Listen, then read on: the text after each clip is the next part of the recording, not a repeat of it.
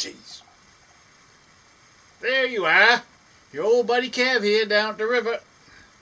Down here fixing the loose button on the old Mackinaw there.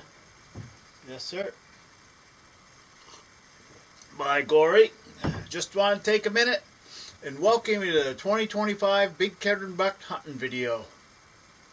Beautiful day down here. I don't know how it's going to turn out. We'll stay tuned and find out there. Remember. Oh, that sucked. 2 weeks left this season, but I couldn't pass them up. It's too nice a buck. Let's go take a look.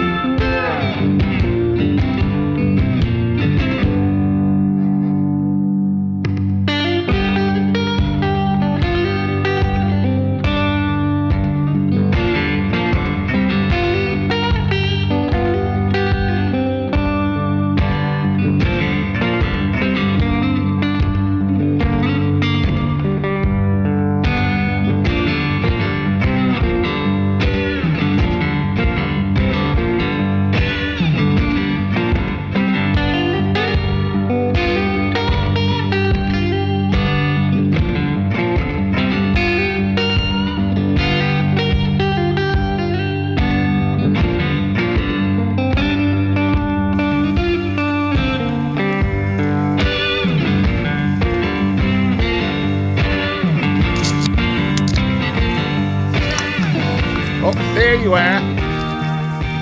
Monday the 4th week, we got some snow there. The boys are all out looking for a track, so I'm out trying to give them a hand, see if I can find one too. Yeah. Jamie and Phil were in, they went home, but it looks like they're back, I guess. Yeah, they must have the old hunting season flu or something going on there. Anyhow, we'll keep you posted.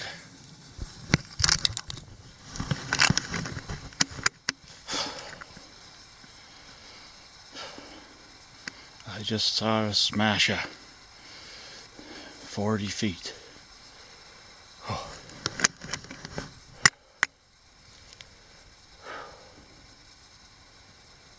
Oh. That's the 8th deer I've seen. Second buck. Oh. I've just been sitting here about 30 minutes to hear him coming. Couldn't say no. 2 weeks left this season, but I couldn't pass him up. It's too nice a buck. Let's go take a look.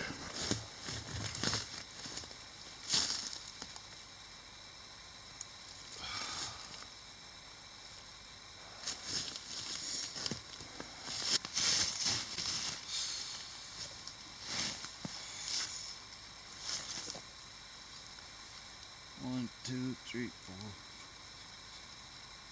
4. 10-pointer. He's a good buck.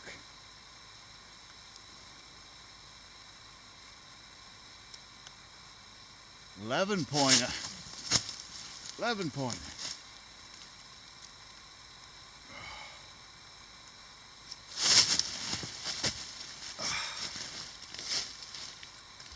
He's still kicking.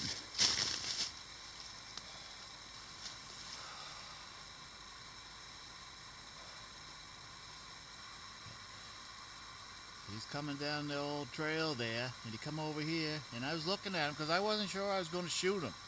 We're only halfway through the season. And then I got looking, and he came over here like 40 feet away from where I was. He never knew what hit him. I took him right in the neck. Like a sack of potatoes. Poor thing. I love hunting them. I don't like killing them.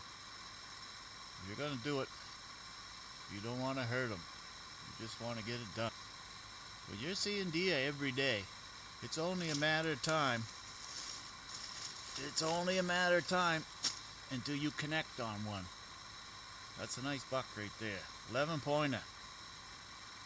11 pointer. I'm done for the year. That's okay. I got lots of... After that big tornado whipped through there 3 months ago, I got lots of trees to cut and brush to burn.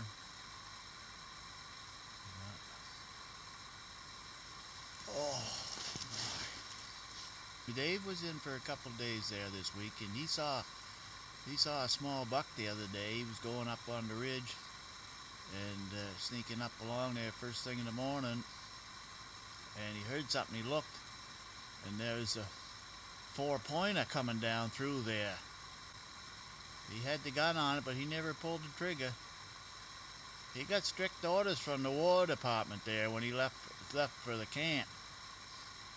Yeah, he was told not to bring any deer meat home. No deer. So he let that one go.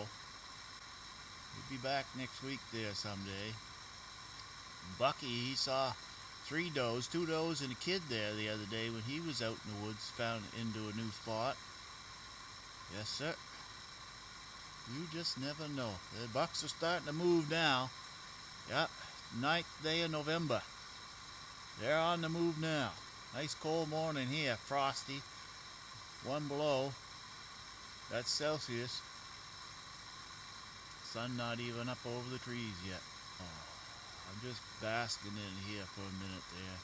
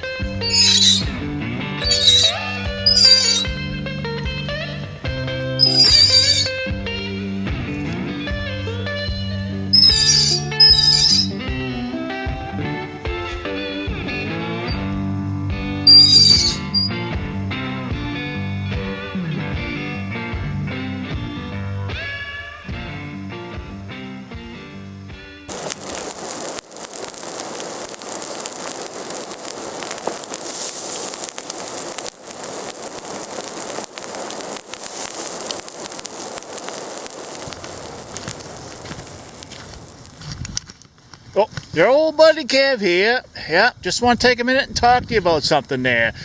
Some people say you can't tell male from female from droppings, but if you look careful, you can. Now, you take, for instance, right here, what we got here for droppings. You see that right here on the side of the road there? You see that right there? That there, that was a road hunter that did that right there. That was one of them heater hunters, yeah. They were probably up all night there looking at the splatter on that birch tree over there. I'd say they were up drinking beer and playing cards all night. And I'm about 70% sure that that right there was a male heater hunter. Yep, and I'm saying that not by what they left there, but more by what they left right here. You see that? The old Bud Light can there?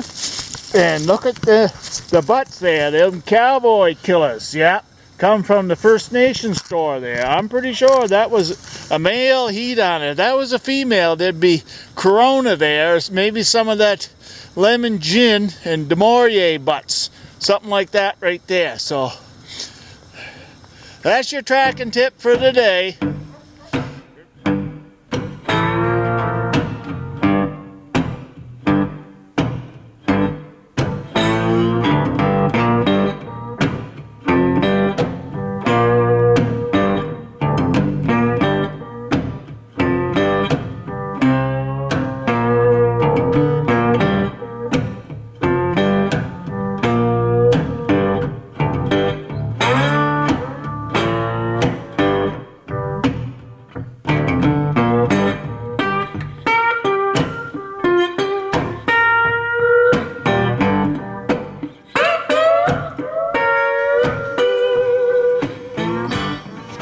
Well, there you are.